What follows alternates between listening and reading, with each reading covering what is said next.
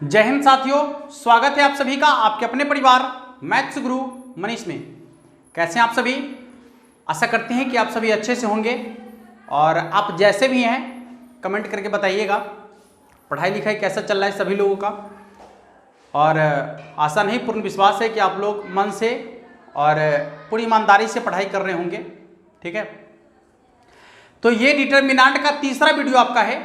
इससे पहले हमने 2 वीडियो डाला है। यदि अभी तक आपने उन दोनों वीडियो को नहीं देखा है तो लिंक उसका डिस्क्रिप्शन में दे रहे हैं, वहां से जाकर दोनों वीडियो को आप देख लीजिएगा। ठीक है, और यदि आपको 50 में 50 मार्क्स लाने हैं, ठीक ना, तो वीडियो को अपने तो देखिए ही, ईमानदारी से देखिएगा। ठीक है, पूरा वीडियो को देखिएगा और नहीं कैसे सीखिएगा, भागिएगा नहीं छोड़ के, बीच में वीडियो छोड़ के नहीं भागिएगा। ठीक ना, ठहर जाइए, रुकिए, पूरा वीडियो देखिए और तब डिसीजन लीजिए कि बेटर कौन है, उसके बाद आपको पता चलेगा। ऑब्जेक्टिव क्वेश्चन को ऑब्जेक्टिव तरीके से कैसे बनाना है इस पर बात करेंगे हम लोग, पूरी गहराई से बात करेंगे। आइए क्वेश्चन का टाइप समझते हैं। पहला क्वेश्चन आपका जो दिया गया है, देखिए क्वेश्चन आपके सामने दिख रहा होगा, गजब का क्वेश्चन है। देखिए क्वेश्चन है आपका, थोड़ा सा ध्यान दीजिएगा। क्या है देखिए, क्वेश्चन आपका है x + 1, x + 2, x + 3, x + 2, x + 3, x + 4, x + 3, x + 4, x + 5 और इतना के बराबर में है 0। ठीक ना, इतना के बराबर में क्या है? 0। तो आपसे पूछ क्या रहा है? पूछता है, देखिए यहां आपसे पूछ रहा है कि इसका डिटर्मिनेंट का मान आपसे पूछ रहा है। पूछता है कि इसका मान कितना होगा।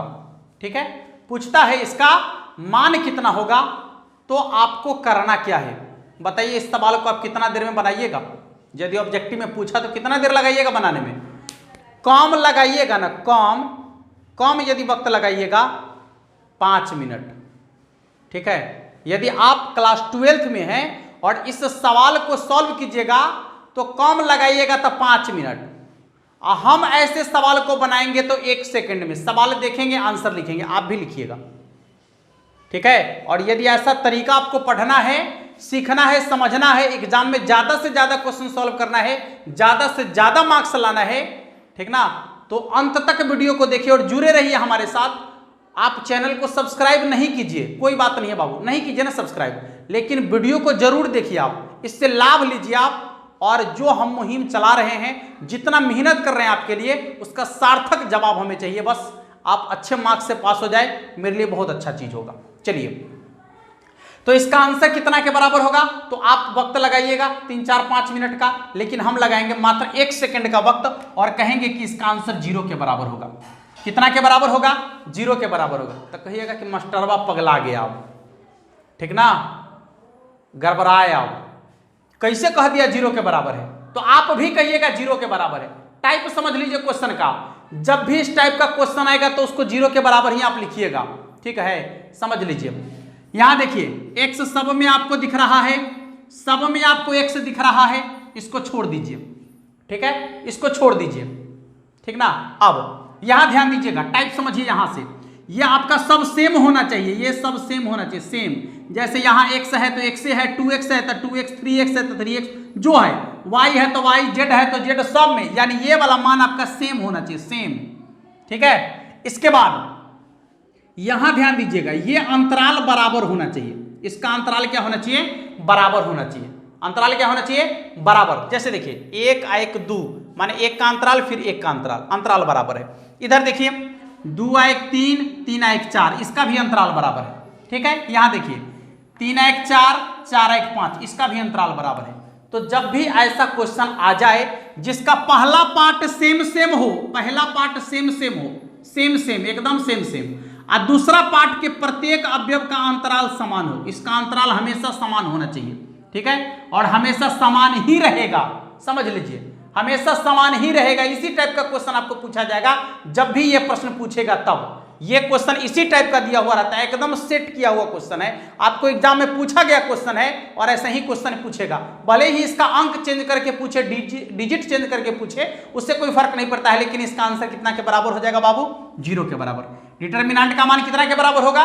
0 के बराबर, जो आपके ऑप्शन नंबर सी में आपको दिख रहा होगा। ठीक है, ऑप्शन नंबर सी में आपको दिख रहा होगा। यदि आप कहिएगा तो इसका डिटेल सॉल्यूशन भी हम बता देंगे आपको, ठीक ना।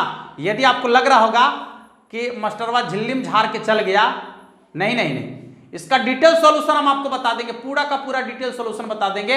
यदि आपको ऐसा लग रहा है, थोड़ा सा भी डाउट है, तो आप कमेंट कर दीजिए नीचे, अगले वीडियो में इसका डिटेल सॉल्यूशन आपको देंगे।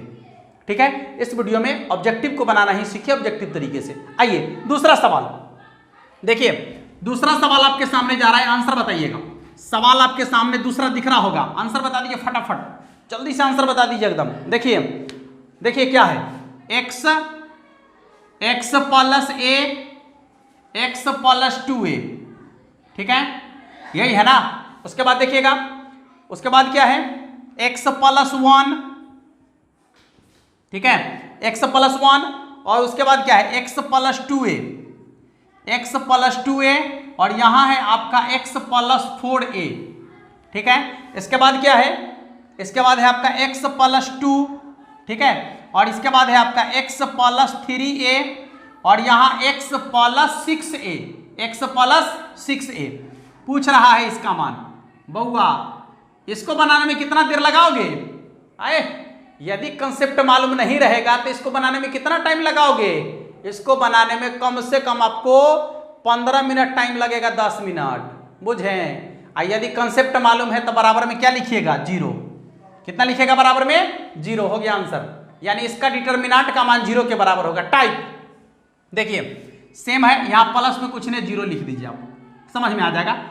देखिए सेम है, ये भी आपका सेम है, ये भी आपका क्या है? सेम है। चलिए पहला कंडीशन फुलफिल कर रहा है। आइए सेकंड कंडीशन में अंतराल समान होना चाहिए। देखिए 0 और 1 के बीच 1 का अंतराल, यहां भी 1 का अंतराल, ठीक है। देखिए a और 2a के बीच 1 का अंतराल, a का अंतराल, यहां भी देखिए 1 का अंतराल ना। अरे a और a 2a, और फिर इसमें a जोड़ेंगे तो 3a। इधर आइए, 2a और 4a, इसके बीच में 2a का अंतराल है ना, इसके बीच में देखिए 2a का अंतर है ना। तो इसका अंतराल 1-1 का है, कोई बात नहीं, इसका अंतराल a का है, इसका अंतराल 2a का है, लेकिन अंतराल समान है ना। इसका 1 का अंतराल है, इसका a का अंतराल है, इसका 2a का अंतराल है। अंतराल केवल समान होना चाहिए, ठीक है। अंतराल क्या होना चाहिए? समान होना चाहिए। डिटर्मिनेंट का मान 0 के बराबर होगा। कितना के बराबर होगा? 0 के बराबर, ठीक है। अब माथा ना फोड़ लीजिएगा, आप माथा नहीं फोड़िएगा, टाइप समझ लीजिए। ज्यादा बेचैनी हो रहा होगा तो कमेंट कर दीजिए, और इसका डिटेल सॉल्यूशन अगले वीडियो में आप देख लीजिए। बेकार में माथा ना फोड़िएगा, ठीक है ना। बहुत मेहनत लगता है ये सब कंसेप्ट को तैयार करने में। आइए तीसरा सवाल, सवाल तीसरा आपके सामने जा रहा है, आंसर बताने का प्रयास कीजिएगा। सवाल तीसरा आपके सामने जा रहा है, आंसर बताने का प्रयास करेगा बाबू, आंसर बताने का प्रयास कीजिएगा। तीसरा सवाल आपके सामने जा रहा है। देखिए सवाल आपको दिख रहा होगा, ठीक है, सवाल आपको दिख रहा होगा। कहता है, क्या कहता है? x plus 1, x plus 2, x plus 3, x plus 2, x plus 3, x plus 4, और यहाँ है x plus a, x plus b, x plus c, x plus c। अब पूछ रहा है इसका मान कितना के बराबर होगा, ठीक ना। एक चीज दिया हुआ है, क्या दिया हुआ है कि a b c समांतर श्रेणी में होगा, ठीक है। यदि यहां पर लिख दिया कि a b c समांतर श्रेणी में होगा, a b c समांतर श्रेणी में है, a b c समांतर श्रेणी में है, a b c समांतर श्रेणी में है, यह बात तो लिख दिया।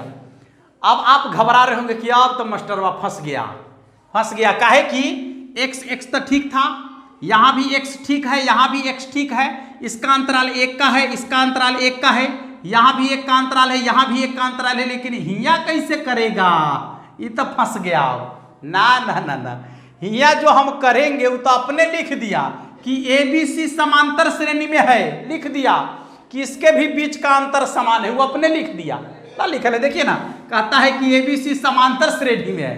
हंस रहे होंगे आप कि मास्टरवा फंस गया था लेकिन बच गया ना। देखिए कह रहा है कि ए बी सी समांतर श्रेणी में है। कहने का मतलब है कि ए बी सी के बीच का भी अंतर समान है, तब ना समांतर श्रेणी में है कि तो इसके बीच का अंतर भी क्या है, समान है।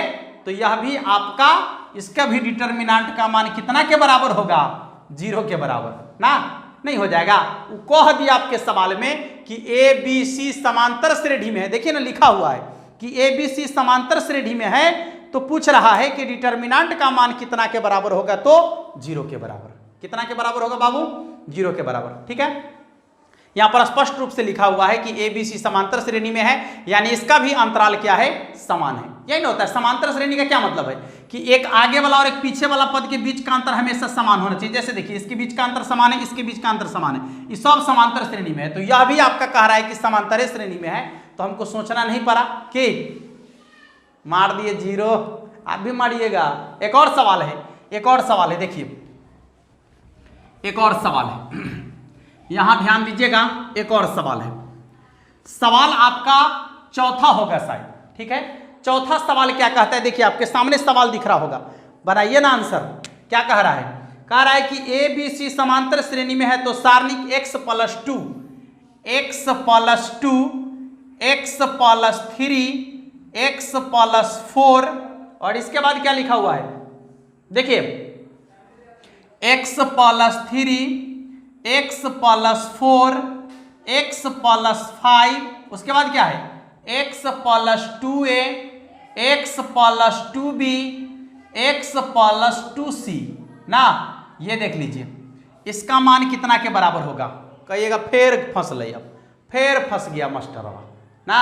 ए रुको, ए बी सी समांतर श्रेणी में है, दे दिया है ए बी सी समांतर श्रेणी में है, ए बी सी समांतर श्रेणी में है, दे दिया है ना। ए बी सी समांतर श्रेणी में है, क्या करेंगे पहले तो आप चेक कर लीजिए, x x x सब बोड़ा में गया। यहां देखिए इसके बीच एक का अंतर, इसके बीच एक का अंतर, यहां भी एक का अंतर, यहां भी एक का अंतर, गजब गजब। यहां आप देख रहे हैं कि तो 2 2 सब समान है, ये तो बराबर है ना। यहां ए बी सी समांतर श्रेणी में है। अरे 2 2 2 सब में बराबर है, ए बी सी समांतर श्रेणी में है। समांतर श्रेणी में है तो क्या है, यही ना, आपको इसका भी अंतर समान चाहिए ना। आप रख के चेक कर लीजिए, मान लीजिए कि 1 है 2 है 3 है, ए का मान 1 बी का मान 2 और सी का मान 3, तो 2 को 1 से गुना करेंगे 2, यहां देखिए इसमें 2 रखेंगे तो 2 दूनी 4, इसमें 3 रखेंगे तो 3 दूनी 6। देखिए बीच का अंतर कितना है बराबर। क्या हो जाएगा इसका मान, 0 के बराबर। कितना के बराबर होगा, 0 के बराबर। ठीक है, किसी को दिक्कत, कोई परेशानी नहीं होना चाहिए। टाइप आपको समझ में आ गया है, डायरेक्ट आंसर लिखिएगा 0 के बराबर। यदि ऐसा कंसेप्ट आया तब, और क्वेश्चन आपको पूछता है इसी टाइप से। देखिए इतने बड़े सवाल को बनाने के लिए नहीं कहता है वो, आपको कहता है कि आप अपने अंदर कंसेप्ट डेवलप कीजिए। ठीक है, और बच्चे क्या गलती करते हैं, अरे बच्चे गलती नहीं करते हैं, गलती शिक्षकों की है। ठीक है, कि उसको बच्चे को पढ़ाते नहीं, वैसे बच्चे को तो आप जैसा पढ़ाएगा वो तो मिट्टी का लोंदा है ना, उसको क्या मालूम है कि क्वेश्चन को कैसे बनाना है। ठीक है, उसको आप बना के जैसे भेजते हैं, उसको तो ये सब्जेक्टिव में क्वेश्चन दिया गया। आप किताब उठाकर देखिए, ये क्वेश्चन सब्जेक्टिव में दिया गया है, विविध प्रश्नावली में आपको क्वेश्चन मिलेगा। अब बच्चा तो देखे बाप रे, विविध प्रश्नावली का हार्ड क्वेश्चन रहता है, क्वेश्चन हार्ड है, इसको बनाएंगे इतना लंबा क्वेश्चन ना। कंसेप्ट आपको मालूम होना चाहिए, कंसेप्ट देख लीजिए, आंसर समझ में आ जाएगा आपको।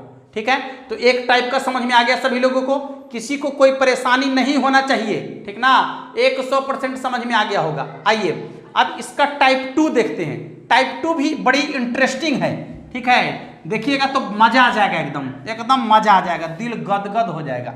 ठीक है, आइए दूसरे टाइप को देखते हैं कि दूसरा टाइप का सवाल आपका क्या कहता है।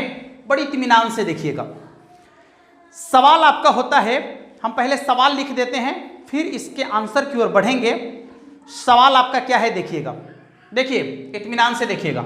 x + 3 3 3 5 x + 5 5 7 7 x + 7 डिटर्मिनेंट, और कह रहा है कि इतना का मान 0 के बराबर है। कह रहा है आपका सवाल कि इतना का मान जो है 0 के बराबर है। देख लीजिए दिया गया है, इतना का मान 0 के बराबर है तब x का मान क्या होगा। यहां जो आपको x दिख रहा है ये वाला x का मान क्या होगा, x का मान क्या होगा इसका। ठीक है, तो देखिए ऐसे कंडीशन में इसके x का मान 2 गो निकलता है। क्या गो निकलता है, 2 गो x का मान निकलता है। कौन कौन मान निकलेगा, इत्मीनान से देखिएगा। देखिए पहले टाइप समझ लीजिए क्वेश्चन का। एगो तो आपको वेरिएबल यहां पर विकर्ण के रूप में रहेगा। ठीक है, 3-4 सवाल आपको दिखाएंगे, क्लियर हो जाएगा कंसेप्ट। अभी वेरिएबल यहां पर आपको एगो रहेगा, एक वेरिएबल आपको यहां पर दिया हुआ रहेगा। ठीक है, और उसके साथ प्लस में या माइनस में कोई संख्या होगा, प्लस में या माइनस में कोई संख्या होगा, जैसे +3 +5 +7 कोई संख्या होगा प्लस या माइनस में। ठीक है, जो संख्या यहां रहेगा वही संख्या आपको यहां रहेगा। देख लीजिए सेम सेम सेम सेम दिख रहा है, सेम सेम संख्या आपको यहां दिखेगा। ठीक ना, सेम सेम संख्या आपको दिखेगा। तो इसका जो x का मान होगा, समझिएगा x का मान होगा एगो 0, हमेशा एगो होगा, हमेशा क्या 0, हमेशा 0 होगा एगो x का मान। 2 गो मान इसका निकलता है, एगो तो 0 होगा। और दूसरा क्या होगा समझिए, दूसरा मान कैसे निकलेगा। देखिए दूसरा मान जब आपको निकालना होगा इसका तो कैसे निकलेगा, पूरा गौर कीजिएगा, एकदम बारीकी से समझिएगा। दूसरा मान कैसे निकलेगा इसका, देखिए अभी आपको समझ में आ जाएगा दूसरा वैल्यू के बारे में, घबराइएगा नहीं। देखिए जो विकर्ण का अवयव आपको ये दिख रहा है, ये दिख रहा है ना विकर्ण वाला, ये प्लस माइनस वाला, ये इसको आप लीजिए जोड़। इसको क्या कर देना है आपको, जोड़ देना है। क्या कर देना है आपको, जोड़ देना है। क्या करना है, जोड़ देना है।